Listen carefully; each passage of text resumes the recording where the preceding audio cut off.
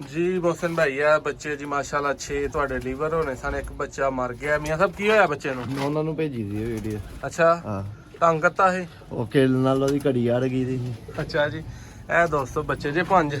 ਮੀਆਂ ਸਾਹਿਬ ਕਿਹੜੀ ਕਿਹੜੀ ਨਸਲ ਚ ਨੇ 2 ਛੱਤ ਵਾਲੇ 2 ਨਾਸੀਆਂ ਵਾਲੇ ਸਲੇਟ। 2 ਛੱਤ ਵਾਲੇ 2 ਨਾਸੀਆਂ ਵਾਲੇ ਇੱਕ ਸਲੇਟੇ ਦਾ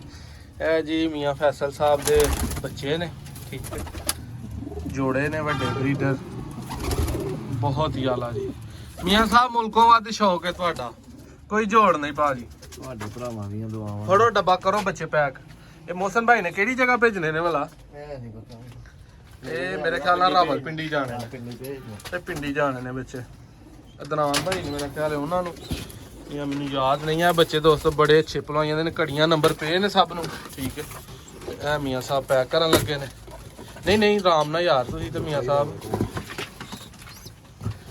ਪੈਕਿੰਗ ਹੋ ਗਈ ਆ ਸਾਡੇ ਡਾਕਟਰ ਸਾਹਿਬ ਮੁਆਇਨਾ ਕਰਨ ਨਾਲ ਆਏ ਨੇ ਡਾਕਟਰ ਸਾਹਿਬ ਕੀ ਹਾਲ ਹੈ ਠੀਕ ਭਾਈ ਠੀਕ ਠਾਕ ਹੋ ਹਾਂਜੀ ਅੱਲਾ ਦਾ ਕਰਮ। ਪਟੇਲ ਮੱਠ ਪਈ ਲੱਗਦੀ ਹੈ ਹਿਲਮਤ ਕੋਈ ਵੀ ਨਹੀਂ। ਅੱਛਾ ਕੈਸਾ ਸ਼ੌਕ ਮੀਆਂ ਸਾਹਿਬ ਦਾ ਮੀਆਂ ਸਾਹਿਬ ਦੇ ਅੰਦਰ ਦੇ ਗੁਰ ਤੁਹਾਨੂੰ ਦੱਸਣੇ ਆ ਦਾਣਾ ਪਾਣੀ ਇਹ ਜੀ ਦੋਸਤੋ ਦਾਣਾ ਪਾਣੀ ਜੇ ਅੱਜ ਕੱਲ ਸਿਆਲ ਦਾ ਪਾਣੀ ਤੋਂ ਪਾਇਆ ਮਾਸ਼ਾਅੱਲਾ ਜੀ ਬਹੁਤ ਅੱਛਾ ਦਾਣਾ ਦੋਸਤੋ ਸ਼ੌਕ ਕਰੋ